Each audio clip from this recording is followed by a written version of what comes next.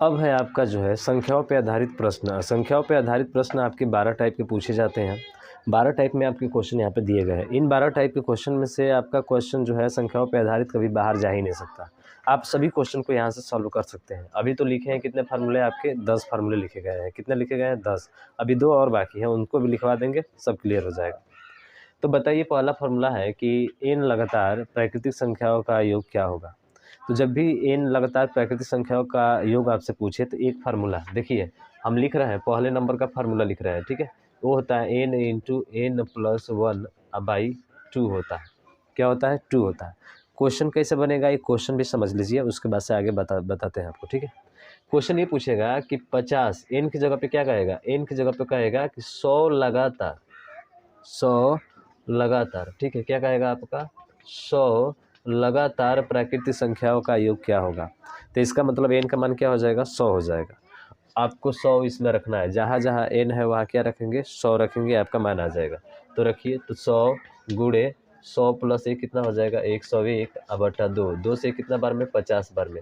जब इसको हल करेंगे तो 50 और क्या आ जाएगा? 50। और ये आपका क्या हो जाएगा? राइट आंसर हो जाएगा। इतना तो कैलकुलेशन आता है ना सभी को, ठीक है। तो ये पहला फार्मूला हो गया। दूसरा क्वेश्चन पूछा जाएगा आपका, तो पहला फार्मूला नोट कर लिया होगा आपने, नोट करते रहिएगा, ठीक है। दूसरा है कि n लगातार सम प्राकृतिक संख्याओं का योग। अब प्राकृतिक तो पूछ सकता है, तो सम भी पूछेगा ना, बिल्कुल सही। तो इसके लिए फार्मूला होता है n इंटू n प्लस 1। क्या होता है? n इंटू n प्लस 1, ये आपका फार्मूला होता है किसका? n लगातार सम प्राकृतिक संख्याओं का योग वाला। तो इस दूसरा फार्मूला हो गया, ध्यान रखिएगा, दूसरा फार्मूला है। अब पूछेगा कैसे क्वेश्चन? क्वेश्चन ऐसे पूछेगा कि 50 लगातार, 50 लगातार या 100 लगातार सम प्राकृतिक संख्याओं का योग क्या होगा। तो इसमें ध्यान रखना आपको ये है कि यहाँ पे n का मान अब 50 नहीं लेंगे। क्यों नहीं लेंगे? क्योंकि n का मान आपको बोला है सम संख्या, और सम संख्या 1 से 50 तक कितनी होती है? आप कहेंगे 1 से 50 तक सम संख्या हमारी 25 होती है। आधा, अरे आधा सम होता है, आधा क्या होता है? विषम होता है। तो इसलिए ध्यान रखिएगा, n का मान यहाँ पे 25 हो जाएगा। और 25 इसमें रखिए, तो 25 रखेंगे तो 25, आप 25 से गुणे कितना हो जाएगा? तो 26। 25 से प्लस 1 26 से होगा ना भाई साहब। कर दीजिए, 25 छक्के 150, 15 बचा, 25 दूना 50 और 10 60 और 5 कितना हो जाएगा? 65, यानी कि 650 आपका राइट हो जाएगा।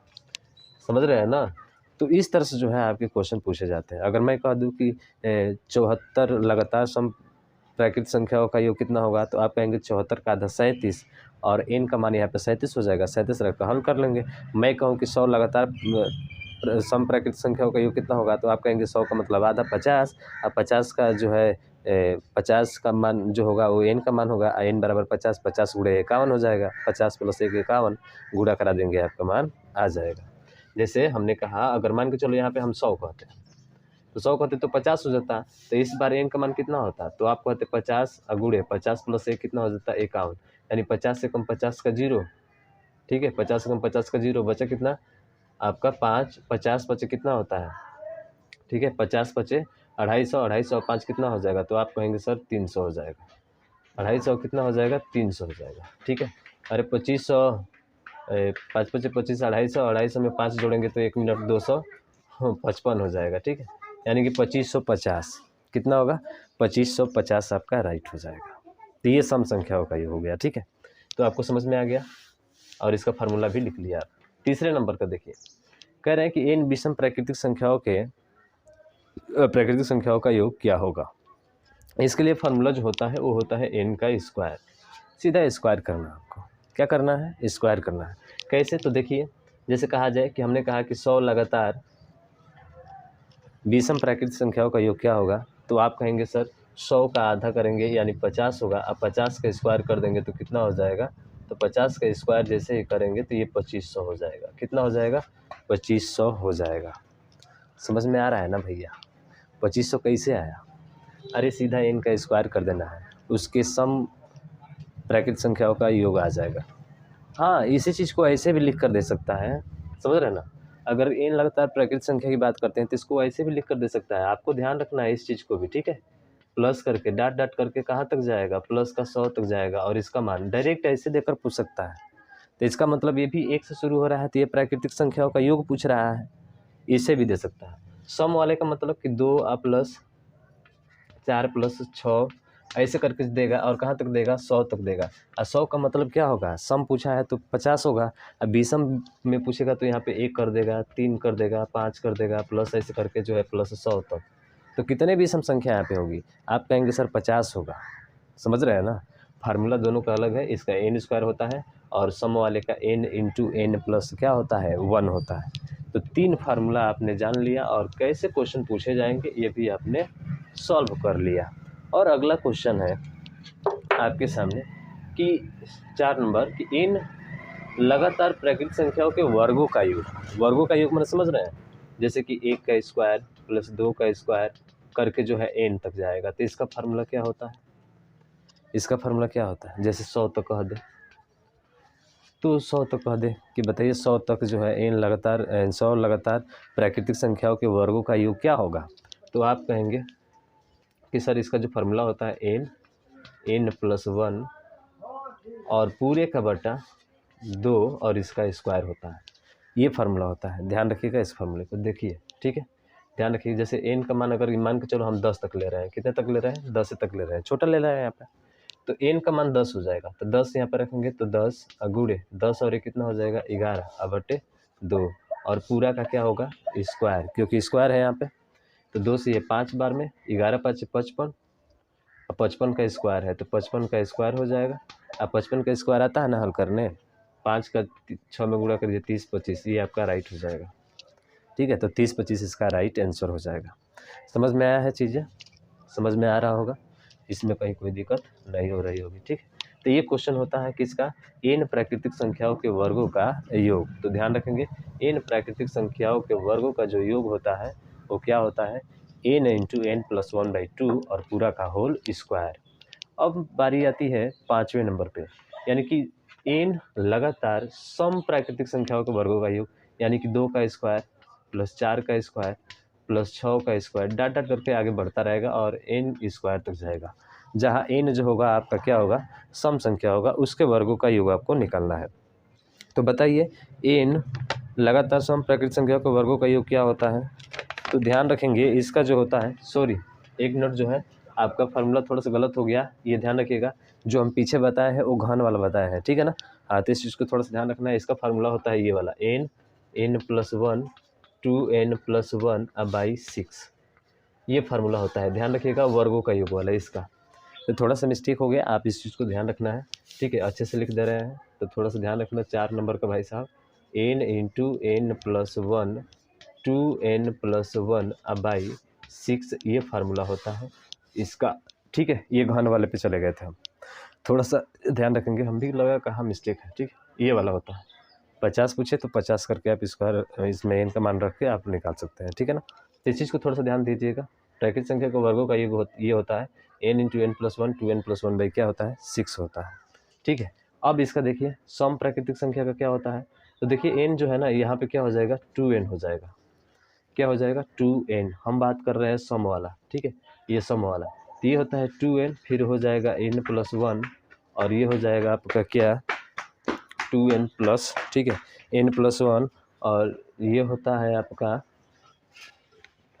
ठीक है। सम वाले में ध्यान रखेंगे सम संख्याओं का जो योग होता है 2n प्लस 1 होता है, 2n प्लस 1 और इस 6 की जगह पे नीचे क्या हो जाता है 3 हो जाता है। तो ये ध्यान रखेंगे किसका फार्मूला है आपका, ये फार्मूला है सम प्राकृतिक संख्याओं का। सम प्राकृतिक संख्या आप समझ ही रहे हैं कि 50 बोलेगा तो 25 होगा, 70 बोलेगा तो 35 होगा, 80 बोलेगा तो 40 होगा, n का मान, समझ रहे हैं ना।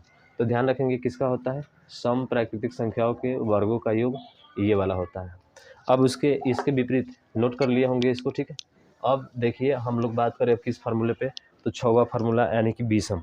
तो जब भी विषम प्राकृतिक संख्याओं का योग बोलता है आपका, ठीक है, तो होता है 6 नंबर का फार्मूला, ठीक है, n, उसके बाद से 2n प्लस 1 n प्लस 1 और ये होता है 2n माइनस 1 अब बट्टे, ठीक है, बट्टे में होता है आपका 3, ठीक है, ये वाला फार्मूला। ध्यान रखेंगे इस चीज़ को, n into 2n plus 1 2n minus 1, इस चीज़ को थोड़ा सा ध्यान रखना है किसका है। तो ये है 6 नंबर और 6 नंबर पे क्या है विषम।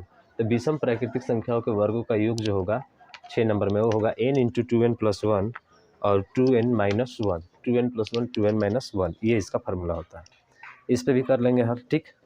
अब उसके बाद से देखिए इन दोनों की बात किया जाए, इन दोनों का देखिए सम और विषम के वर्गों का योग की बात किया जाए तो यहाँ पे दो चीज़ें दे दिया गया है कि n सम या विषम प्राकृतिक संख्याओं के वर्गों का योग, इसका एक ही फार्मूला होता है। एक ही फार्मूले के द्वारा आपको उसको सॉल्व कर लेना है। आप खुद से ट्राई कीजिएगा, जरूर आएगा आंसर उसका, ठीक है। तो एक तरफ देखिए सम और एक तरफ लिखते हैं हम विषम, और इसके वर्गों का योग है। किसका है? वर्गों का योग है। तो सम और विषम के वर्गों का योग होता है, तो यहाँ पे आपको सम संख्या लेना है। क्या लेना है? सम संख्या लेना है। यहाँ पे विषम संख्या आपको लेना है। बस इतना ही का अंतर है। सम संख्या वहाँ पे लेंगे और यहाँ पे कौन सा अंतर लेंगे? आप विषम संख्या का अंतर लेंगे।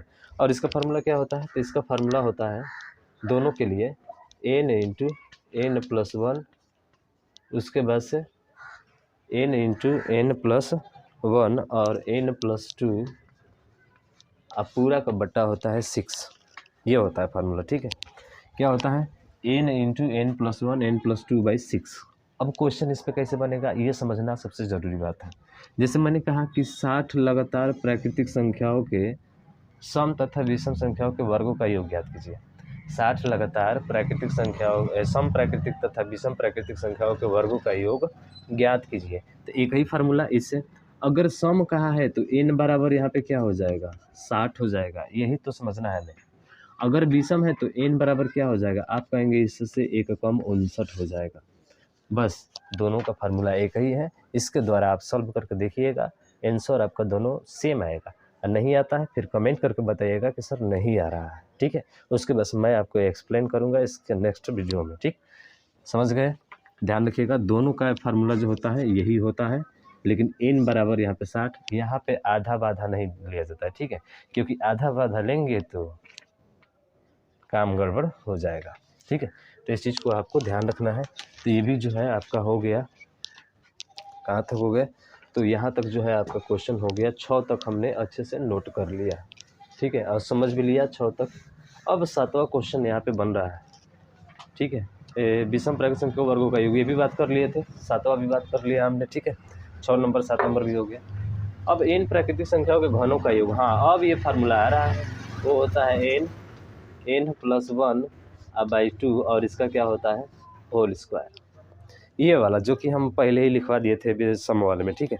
और ये सम वाले में होता नहीं है, तो इस चीज़ को थोड़ा सा आपको ध्यान रखते चलना है, ठीक। तो ध्यान रखिएगा, जैसे पूछे 50 तो अभी हल कराए थे, n का मान 50 रखेंगे, या 10 पूछता है उसके घनों का योग। घनों का योग का मतलब 1 का क्यूब, 2 का क्यूब प्लस ऐसे करके जो है 10 का क्यूब तक पूछ ले तो आप जो है इस फार्मूले के द्वारा आसानी से कर सकते हैं। जो कि आंसर कितना आया था?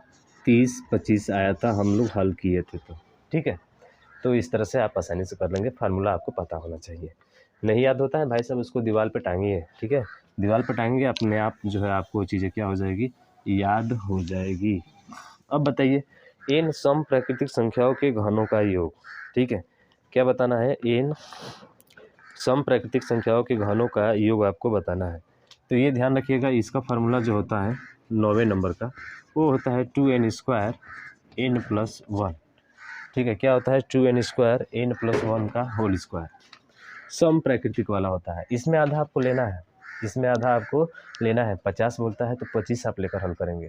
जैसे 50 सम प्राकृतिक संख्याओं के घनों का योग बोलता है तो n का मान यहाँ पे कितना लेंगे? 25। क्या लेंगे? 25 लेंगे, ठीक है। तो ये इसका फार्मूला होता है, इसको नोट कर लीजिएगा। 10वें नंबर है कि n विषम प्राकृतिक संख्याओं के घनों का योग क्या होगा? इसके घनों का योग, ठीक है। किसके? इसके घनों का योग। तो इसके घनों का जो योग होता है वो होता है, बस यहाँ पे क्या हो जाएगा? 2 हट जाएगा, n² और n-1 यहाँ पे हो जाएगा और इसका स्क्वायर। ये हो जाएगा आपका 10वें नंबर का फार्मूले का सूत्र।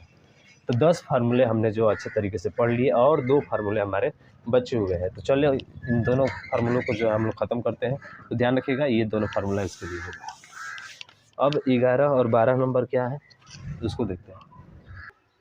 हाँ, 11वां फार्मूला देखिए, a के n गुणजों का योग। इसका मतलब क्या होता है? जैसे कहा जाए ना कि 15 के 10 गुणज का योग बताइए क्या होगा? तो 15 के 10 गुणज का योग का मतलब कि 15 हो गया, फिर 15 30 होगा, 15 के मल्टीपल में चलता जाएगा 45, ऐसे करते करते के 15 गुणे 10 गुणजों का योग पूछा है, तो 15 गुणे 10 हो जाएगा अंतिम।